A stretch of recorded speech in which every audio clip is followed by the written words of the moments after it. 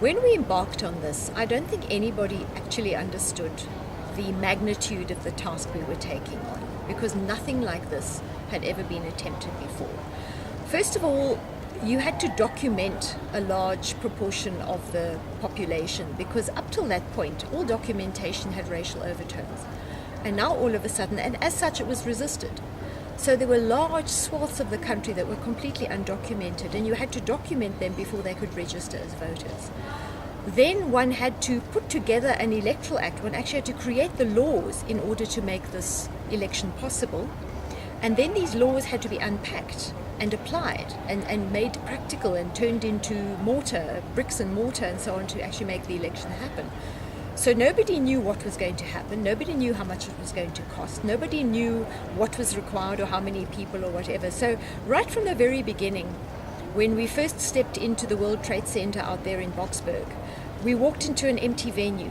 All it had were carpets and bare walls. And we had to then go in and say, okay, we're going to need faxes, we're going to need computers, we're going to need telephones. So when I started at the IEC, there was literally nothing. The commissioners would get together in their rooms and they would start to unpack the Electoral Act, and they would translate that into action. The action would then be conveyed to the people, the operational people, who then had to recruit the staff and get the things going. And then the media, that was us, we had to then communicate this to the country and the world at large. And that was our job. Well, in order to run these elections successfully, the whole of South African society had to be quite fundamentally restructured. So the IEC worked very, very closely with Home Affairs, because there were large numbers of undocumented people, because up till then a lot of documentation had been very racially based and it was resisted. So people had to be documented, they had to get birth certificates, they had to get IDs, they had to get temporary residence permits, and then they had to be registered. So that was a huge task. Then the IEC also worked very closely with the South African police, which also had to be deracialized and turned into a peacekeeping force as opposed to a police force.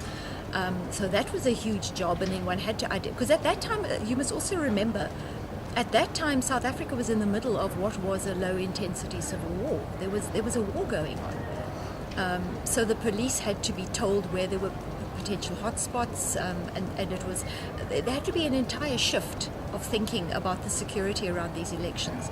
And then another role player was the South African Defence Force, not only as an ancillary to the police force, but towards the end it became clear that our infrastructure, our roads and our buildings were simply inadequate to get voting materials to places. So the army was called in to deliver election materials.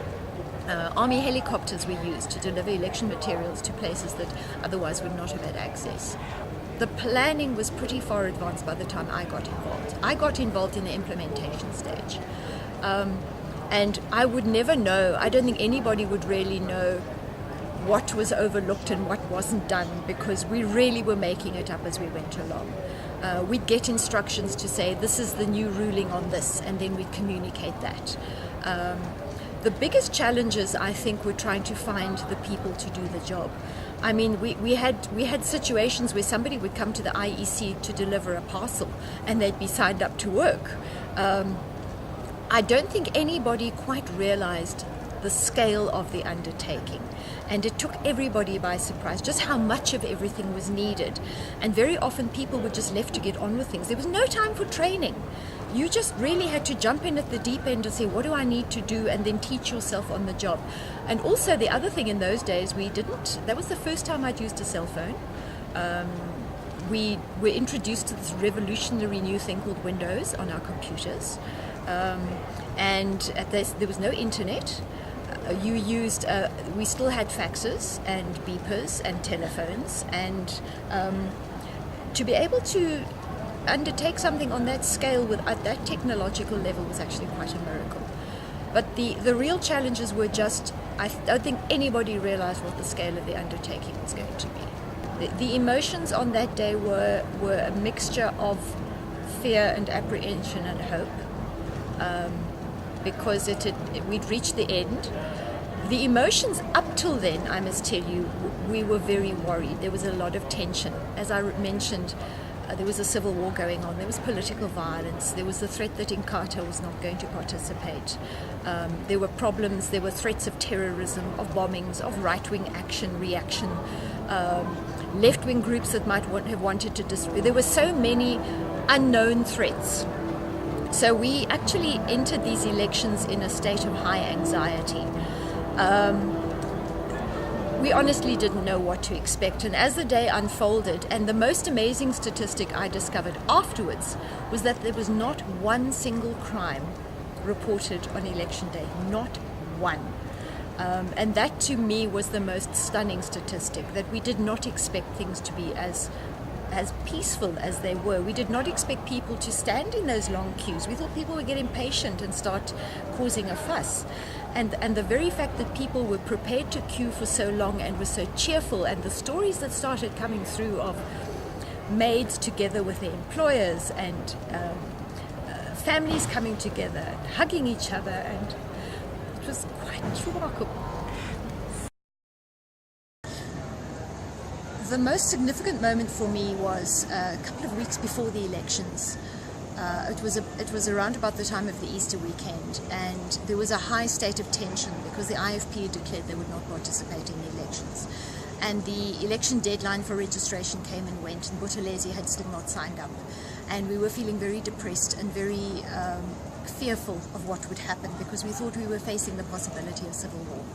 And it was a Friday, and about 5 o'clock, and everybody had left the building. I was working late, and at about 5:15, I locked my office. I walked towards the lift, and the lift doors opened, and there was Buthelezi with his entourage, and he said, "We've come to sign up." And I panicked. I ran back to my office. I started phoning people. I said, "You must come back. Butelezi's here. He wants to sign up." And then everything happened at once. People started pouring in. They signed up Buthelezi, and for me, that was the changing point in the entire election, because now we knew everybody's now on board. Now it's all systems go. Now we really have to pull up the stops. The ballot papers had already been printed, so the commissioners decided to print a sticker with the IFP on it, and that had to be added to the bottom of the ballot form. We all sat there manually and put stickers on the ballot papers. And then it was a question of getting those ballot papers out into rural KwaZulu-Natal. The army was called in. That's when things really, really took off, because now we knew we mean business. We're all in this together, and the elections are actually going to happen. The IEC then, we've had 20 years of practice, and the IEC has always run a smooth election. Obviously, there would be attempts to rig and to manipulate results. I don't think any democracy can escape that. But the IEC has always done a good job, and it has always delivered a result that's been above reproach. It's not my place to try to improve the IEC as far as I'm concerned. They do a fantastic job. Okay. The interesting thing about this particular election, though, is the feeling around this election is very, very similar to it was around '94. There's a feeling that we're on the brink of something big, that something is really about to change. And that's that same kind of excitement which we're feeling inside. I don't know if that's being conveyed to the voters, but there is definitely a feeling that something really significant is going to be happening during this election.